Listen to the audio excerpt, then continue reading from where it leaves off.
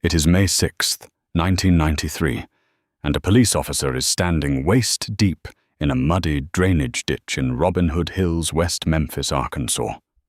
The water is dark, the trees are thick, and one by one, 3 small bodies are pulled from the creek bed, naked, hog-tied with their own shoelaces, submerged beneath sticks and mud, as if someone tried to make the earth swallow them whole. Steve Branch, Michael Moore, Christopher Byers, all 8 years old. The town wants a monster, and they're about to build one out of thin air. West Memphis in 1993 is a working-class town just across the Mississippi River from Memphis, Tennessee. Everybody knows everybody. Kids ride bikes through the neighborhoods until dark, cut through the woods behind the truck wash, play in the creeks that wind through patches of forest the locals call Robin Hood Hills. Steve, Michael, and Christopher are best friends, second graders, inseparable. On the evening of May 5th, they ride their bikes into those woods after school. They never come home. By the next morning, search parties are combing the area. By the next afternoon, the worst fears of 3 families are confirmed in the most horrific way imaginable. This is a town that has never seen anything like this, and what they do next will haunt them for decades. The investigation begins in chaos. The crime scene is compromised almost immediately. Officers trample through the ditch, onlookers crowd the tree line, and the bodies are removed before thorough forensic documentation is completed. The medical examiner notes injuries to the boys that some investigators initially interpret as ritualistic. Rumors begin spreading through West Memphis like brush fire. Someone whispers the word satanic, and once that word takes hold, it doesn't let go. Within weeks, the focus of the investigation narrows to 3 teenagers. Damian Eccles is 18, a high school dropout who wears black, reads Stephen King, listens to Metallica, and has a passing interest in Wicca. Jason Baldwin is 16, quiet, Eccles' closest friend. Jesse Miskelly Jr. is 17, with a reported IQ of 72 on the fringes of their social circle. None of them have a history of violent crime. But Eccles is different. Eccles is strange. And in West Memphis, Arkansas, in the grip of the nationwide satanic panic that has been building throughout the late 80s and early 90s, strange is enough. On June 3rd, police bring Miss Kelly in for questioning. What follows is a 12-hour interrogation, of which only 46 minutes are recorded. By the end, Miss Kelly has given a confession. But the confession is riddled with inconsistencies. He gets the time of the murders wrong.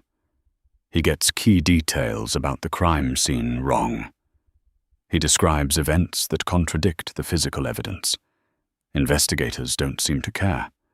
They have what they need. All 3 teenagers are arrested and charged with capital murder. The trials begin in early 1994. Miss Kelly is tried separately in February.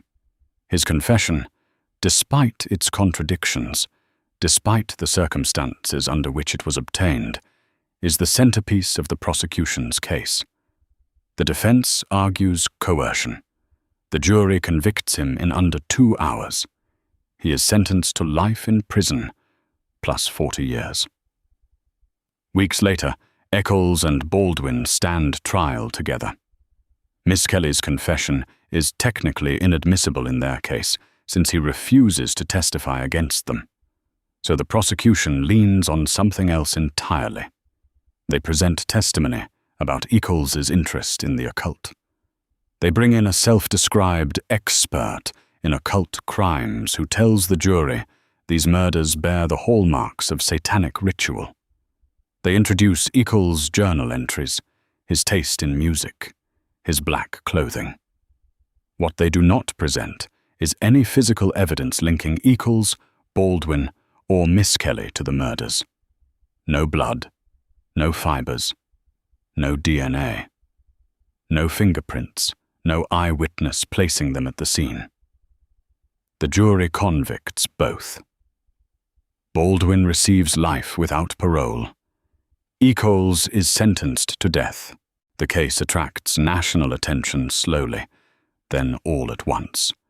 In 1996, HBO airs Paradise Lost, a documentary that follows the trials and exposes the stunning lack of forensic evidence.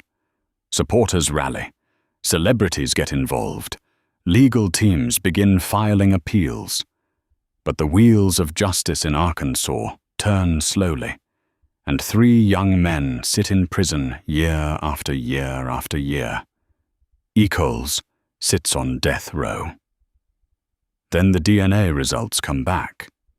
In 2007 and 2008, advanced forensic testing is conducted on evidence from the crime scene. The results are devastating to the prosecution's case. None of the DNA from the crime scene matches Echols. None matches Baldwin. None matches Miss Kelly. But a hair found in the ligature bindings used to tie one of the victims is consistent with the DNA profile of Terry Hobbs, the stepfather of Steve Branch. Another hair found at the scene is consistent with a friend of Hobbs. Hobbs denies any involvement. He has never been charged. But the DNA does what 18 years of advocacy could not. It cracks the foundation of the convictions wide open. Arkansas faces a crisis. The state can retry the case with no physical evidence and a mountain of new doubt. Or it can admit a catastrophic mistake. It chooses neither. On August 19, 2011, prosecutors offer Echols, Baldwin, and Miss Kelly a deal unlike almost anything seen in American legal history. An Alford plea. Under this rare legal mechanism, all 3 men plead guilty, while simultaneously maintaining their innocence. They acknowledge the state believes it has enough evidence to convict them again, but they do not admit to committing the crimes. In exchange, they are released with time served. 18 years, 78 days. Damian Echols walks off death row. Jason Baldwin, who reportedly resists the deal because he refuses to plead guilty to something he did not do, ultimately accepts it to save Echols' life. Miss Kelly accepts as well. They walk out of prison that same afternoon as convicted murderers who have never stopped saying they are innocent. The case remains officially unsolved. No other suspect has ever been charged with the murders of Steve Branch, Michael Moore, and Christopher Byers. The West Memphis Three, as they are now known worldwide, continue to advocate for full exoneration and a reopened investigation. Echols has written books. Baldwin has studied law. Miss Kelly has tried to rebuild a life that was taken from him when he was 17 years old. The state of Arkansas has never apologized.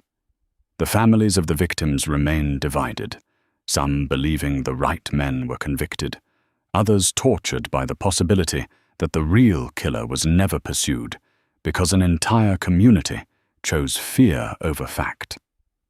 3 boys were murdered in the woods of West Memphis. That is the tragedy no one should ever forget.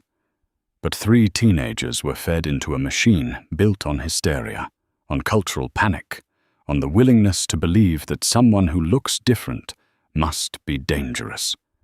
And that machine took 18 years of their lives without a single drop of physical evidence. So let me ask you this. If it happened to them, in open court, in front of cameras, with the whole world eventually watching, what makes you think it couldn't happen to someone else? If this story stayed with you, subscribe and turn on notifications. The next case is one you think you know. You don't.